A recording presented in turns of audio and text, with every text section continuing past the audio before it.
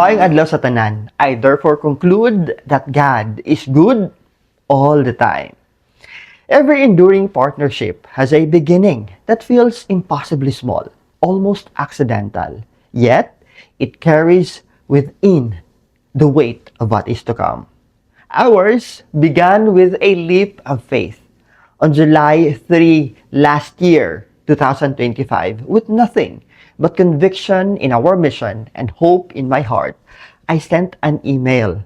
I did not know if it was the correct address. I did not know if it would reach to the right person. I only knew that if we did not reach out, we would never know what could have been. 10 days later, that quiet act of courage was met with grace. Yes, I received a reply from no less than the university president herself, Sister Mila Grace Silab, SPC.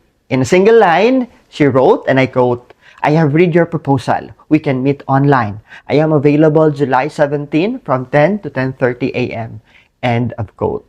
That brief message was more than a schedule. It was an opening. It was an invitation. It was a sign that our vision resonated. From that virtual meeting followed weeks of thoughtful collaboration with Sir Irvin Nuay, SPUD's linkages officer. Draft upon draft of our memorandum of agreement was refined, each exchange strengthening the foundation of what we build today. We made several attempts to set face-to-face signing in Dumaguete, but as the demands of both institutions converged, we found ourselves unable to align our calendars to the very last hour. And so, we stand together in this historical virtual ceremony. For we have come to understand that a sacred commitment is not measured by the room it occupies, but by the purpose it carries. To the esteemed administration, faculty, and staff of St. Paul University Dumaguete, led by President Sister Mila Grace Silab, SPC, my dear colleagues and fellow advocates of quality education, a blessed and meaningful day to you all.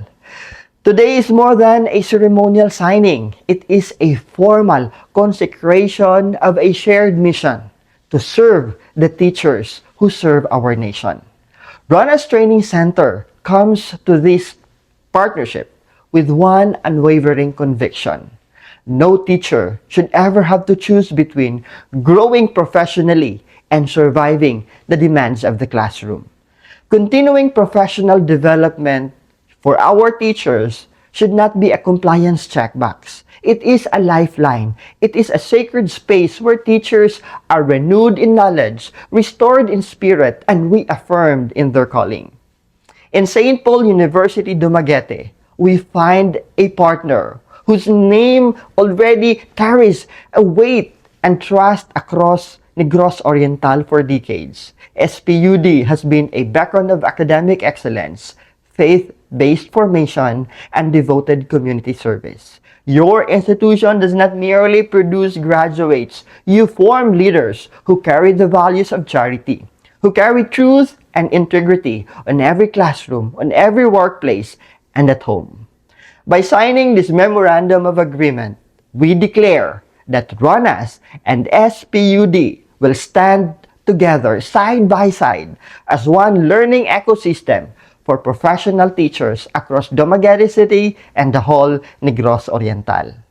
What do we commit today? First, accessibility with excellence. We commit bringing CPD programs that are academically rigorous, research-informed, and immediately applicable to the realities of our teachers, whether delivered on SPUD campus or through blended learning modalities.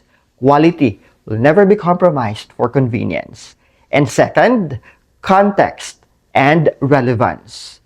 The challenges in the town of Bacong are not the same as those in Dumaguete City. The needs of a public school teacher handling a multi-grade classes differ from those in a private institution. So our programs will be designed to ensure that every training speaks directly to the lived experiences of Negrense educators. And third, formation of the whole educators. We recognize that a teacher is not merely a deliverer of content. A teacher is a counselor. A teacher is a second parent and a community leader. Thus, our CPD offering will integrate pedagogical mastery with socio-emotional learning leadership formation and well-being, because you cannot give what you do not have. And fourth, a culture of collaboration over competition. This partnership rejected the idea that education is a zero-sum game. When SPUD and RONAS work together, we multiply our impact. Every teacher we uplift here becomes a multiplier for hundreds of learners across the region. Ladies and gentlemen, the Department of Education and the Professional Regulation Commission have mandated CPD because they know that a stagnant teacher cannot produce dynamic learners. But we go beyond compliance. We do this because every child in Negros Oriental deserves a teacher who is up-to-date, competent, and compassionate. To the teachers who will soon benefit from this partnership, this is for you. Your sacrifice does not go unseen. Your growth matters. And starting today, you have two institutions that pledge to walk with you, not merely to meet requirements, but to help you reclaim the joy and purpose of teaching. St. Paul's motto, Caritas Christi Orget Nos, the love of Christ compels us, will be the guiding light of this partnership. It is love for our teacher, love for our learners, and love for the future of this country that compels us to make this commitment real, measurable, and sustained. Let this MOA signing be remembered not for the signatures on paper, but for the lives it will change in the classroom, from Dumaguete to Bayawan, from Baes to Canlaon.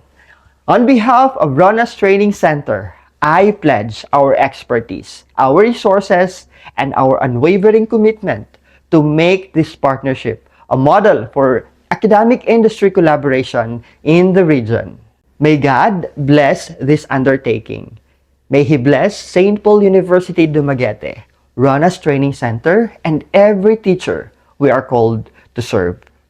Daghang salamat! Mabuhi ang SPUD! Mabuhi ang RONAS Training Center! Mabuhi kitang tanan! God bless us all!